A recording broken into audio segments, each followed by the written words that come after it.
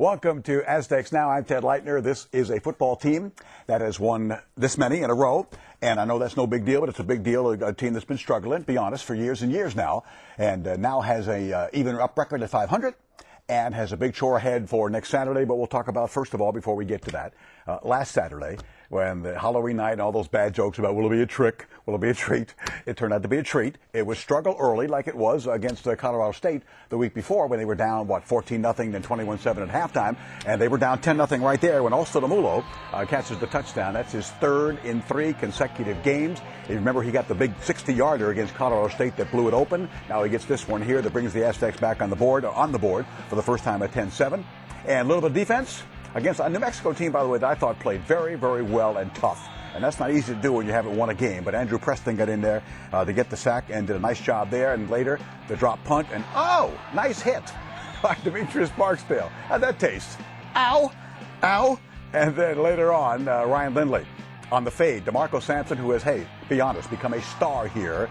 And in the shadow of Vincent Brown early, but now with Vincent out, he's become Vincent and has done a great job. And it worked on the fade before, so why not do it to win the ball game? When the Aztecs were down in the fourth quarter, 20-16, DeMarco gets behind the 2 guys on the double team, makes a tremendous, tremendous catch, and the Aztecs get a lead. They had that lead right there, 23-20. They hold that lead, and they win the football game. And again, in terms of New Mexico not having won, but they've beaten the Aztecs 8 consecutive years. They've beaten them 6 in a row in Qualcomm Stadium in Mission Valley, San Diego. So that was, in many, many ways, a huge, huge win. Met, greeted by, and with us, Brady Hoke. And I understand people say, whoa, gee, win an ugly win. A win is a win is a win. And I know even when they played better than that, you had some problems with this and that and this. But it was, like I said, struggled and lose or struggle and win. You'll take this. Oh, always. We'll always take the win. It wasn't probably our prettiest game. But at the same time, I think, and Ted, you said it, I think you have to give some credit to New Mexico. Yeah. They have some good football players on that team, and they came in and they played hard. They played with a lot of confidence because of what's happened in the past. And I thought our team really responded well, and it's the second week in a row where, the fourth quarter, we've won the fourth quarter.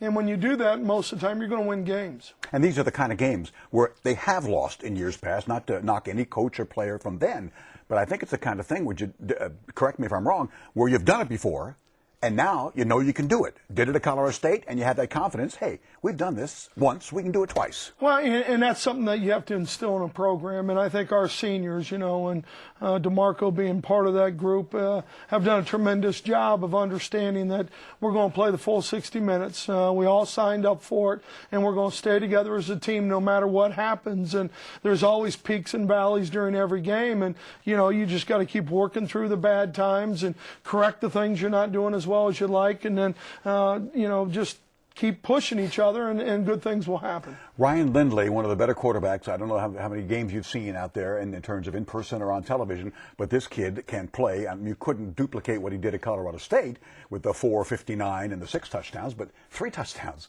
is not bad. Give me your analysis of Ryan's play in those 2 games back to back. Well, I think, Ryan's done a good job. I think, this one, we had a little more trouble. We didn't protect quite as well as we'd like to, but when we give him time to set his feet and he can scan the field and go from one read to the next read, I think he's as good as there is. And saw the catch there by number 1, DeMarco Sampson. This is a kid who we'll talk to later on this program who had a lot of injury problems and suffered. And now, you talk about, I hate that cliche, somebody's got to step up. Somebody's got to step up. With Vincent Brown out, someone had to step up. It's DeMarco Sampson. Well, DeMarco, you can just see his progress from the spring through the summer. And the one thing that I really like about him is his leadership, his decision-making, his understanding more of the game and how to play the game. And as a coach, that's what you look for, because the discipline and the life lessons that you teach in the game of football is important, and that's what it's all about. And I mentioned Vincent Brown before, who we'll talk about, and you can confirm pretty not going to have him for the rest of the year? It doesn't look like it right now. I think, there's they'll check it now and then and see how well it's healing, but I think he's pretty much gone for the year. And with Vincent having been where he was and now losing him, and then DeMarco Sampson steps up, I thought when Ostadamulo was a freshman, this kid was very, very potentially special, and he has stepped up, I thought, and in terms of using him and your use of the tight end. Right. Tell me.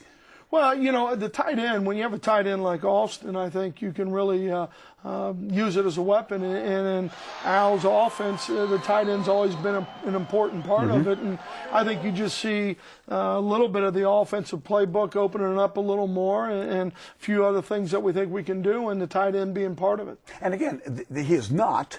And Matthew Kowalik last year and then switched positions. I mean, he's not the prototypical tight end. He's not a 6'5", 6'6", 250 that you'd like to have in terms of blocking and other things, but he does a lot of things well. Well, he does. And the one thing that he probably does as well as anything is find the open areas, and he's got good concentration, got very good hands. So when you got a guy like that, and then he's got as he proved last week, he's got the ability to run after the catch with the football, and that's a big part of being a good tight end.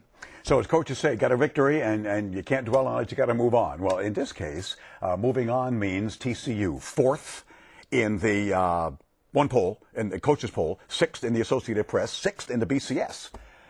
They are terrific, as good, I think, as any team in the last few years in this conference. We'll have Coach Hoke look at TCU and this coming game Saturday at 1 here in San Diego when we come back on Aztecs Now.